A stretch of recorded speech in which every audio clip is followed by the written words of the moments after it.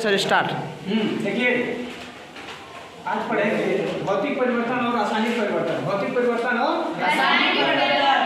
भौतिक परिवर्तन वह परिवर्तन होता है जिसको हम पुनः मूल अवस्था में होता है। भौतिक परिवर्तन वह परिवर्तन है जिसको हम पुनः मूल अवस्था में लाया जा सकता है और इसको कैसा परिवर्तन बोलते हैं? उत्क्रमणीय परिवर्तन बोलते हैं। कैसा परिवर्तन बोलते हैं?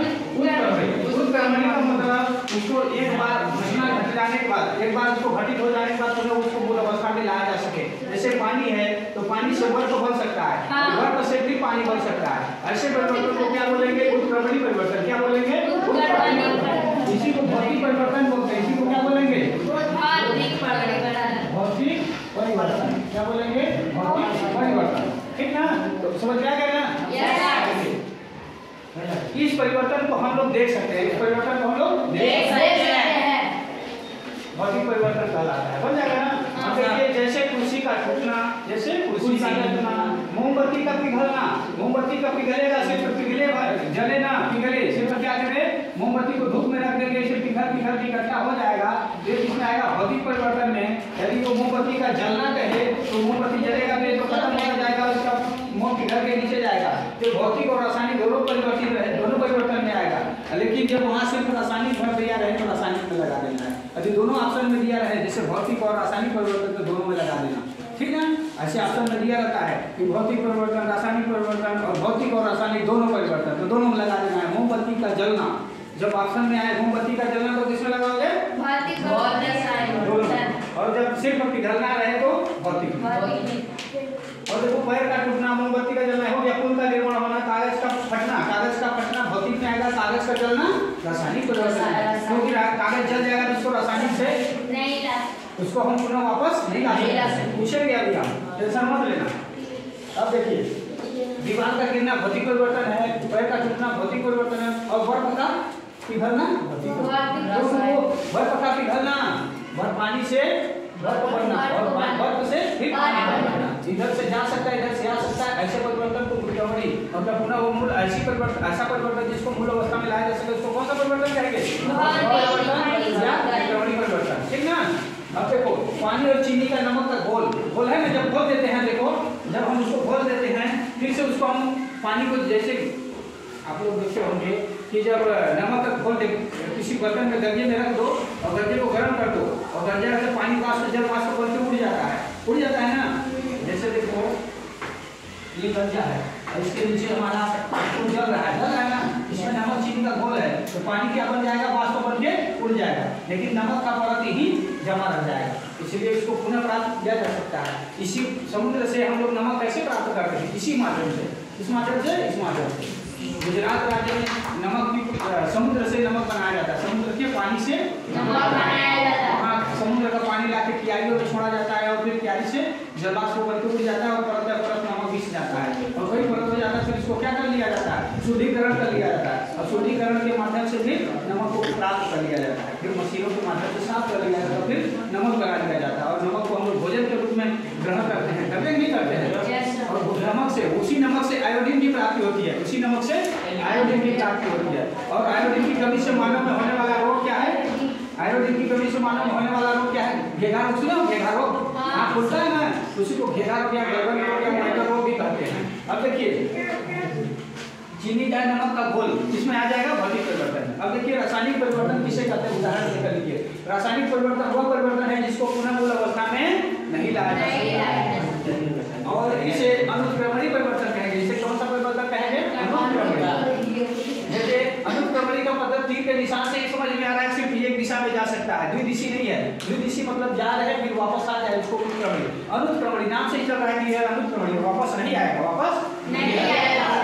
जैसे देख लीजिए मोमबत्ती का जलना, मोमबत्ती जल जाएगा तो क्या आएगा? नहीं। मोम का धागा जल जाता है तो वापस नहीं आता है, लेकिन मोम का जो पिघलता है वो वापस आ सकता है क्योंकि उससे फिर मोम बनाया जा सकता है। लेकिन मोमबत्ती का पिघलना भौतिक और रासायनिक दोनों में आएगा, भौतिक में। और जब मोमबत्ती का जलना उसमें भौतिक और रासायनिक दोनों ऑप्शन है, कब लगाना है तो फिर रासायनिक लगा देना है क्योंकि इसमें दोनों घटना घट रहा है, मोम पिघल रहा है और बत्ती जल रही है। अब देखिए भोजन का पचना किसमें आ जाएगा? लोहे में जंग लगना, इसी लोहे में जंग लग जाता है, क्या उसको फिर बनाया जा सकता है? वापस नहीं लाया जा सकता है। दूध से दही बनना, कागज का जलना, कागज का जलना। फलों का पकना, फलों का पकना। फल पक गया तो क्या वो वापस आएगा? नहीं।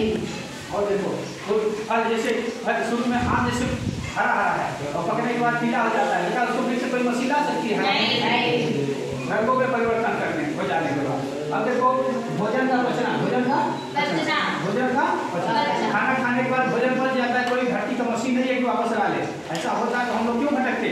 एक जगह बैठते और मशीन ला के खाना खाए फिर बनाएंगे फिर खाए ऐसे ऐसे करते, होता कि नहीं होता? रासायनिक परिवर्तन को पुनः मूल अवस्था में नहीं लाया जा सकता। देखो भोजन का पकना, भोजन का पकना। अभी खाना बना दिए हो तो क्या उसको पुनः मूल अवस्था में ला सकते हो? नहीं। मान लो सब्जी बना दी काट के और सब्जी क्या पुनः गोभी बन सकती है? नहीं बन सकती है। गोभी का बढ़ना, गोभी बढ़ रही है, रासायनिक। रासायनिक। उम्र का बढ़ना, रासायनिक। और बताइए। रासायनिक होगा सर। हाँ रासायनिक। हाँ गोभी फल बढ़ गया तो उसको बच्चा कर सकते हैं? नहीं। दूध से फलों का बड़ा होना, फलों का बढ़ना, दूध से दही का बनना, दूध से दही का बनना, ये क्या भौतिक नहीं रासायनिक? रासायनिक। और जितने इस धरती पे घटित होने वाले जितने परिवर्तन हैं उन सब परिवर्तनों के बारे में हम लोग पढ़ लिए हैं, ठीक है ना? और कोई किसी को कोई पूछना हो तो बताओ, ये बताओ। कपड़ा का जलना रासायनिक, कपड़ा का जलना रासायनिक, कपड़ा का फाड़ना रासायनिक, भौतिक, केबल को एक जगह से दूसरे जगह ले जाना, भौतिक, केबल को जला देना, रासायनिक, और बुढ़ा है और बुढ़ा बच्चा बन सकता है? नहीं। कौन सा परिवर्तन है? रासायनिक। उम्र का बढ़ना, रासायनिक, भौतिक परिवर्तन और रासायनिक परिवर्तन। हम आशा करते हैं कि 2 क्वेश्चन बन जाएगा। भौतिक परिवर्तन किसे कहते हैं उदाहरण दे लेंगे ना? रासायनिक परिवर्तन किसे कहते हैं उदाहरण से ही बता लेंगे। जो ध्यान से सुना होगा उससे बन जाएगा ना? कोई कहे बांस जो है बांस है ना, बांस का कट जाना है ना?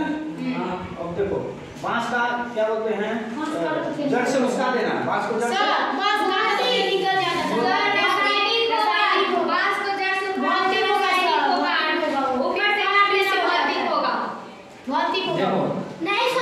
सुनो तो हाँ। पहले सुनिए। जब उसका जड़ रहेगा बच्चा, जब बरसात वाला रहता है ना फिर उसको लगा दिया जाता है, फिर वो बढ़ता ही जाता है, रासायनिक में आ जाएगा। उससे कुछ काट के बनाओ, फिर बनने के बाद फिर उसको तोड़ो। जैसे मान लो कि हमारे पास झोली बन गई, झोली जानते हो? झोली गेनारी जानते हो? गेनारी डलिया जानते हो?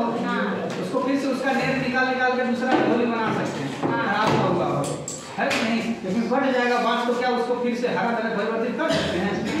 रासायनिक परिवर्तन। और बताइए। ठीक।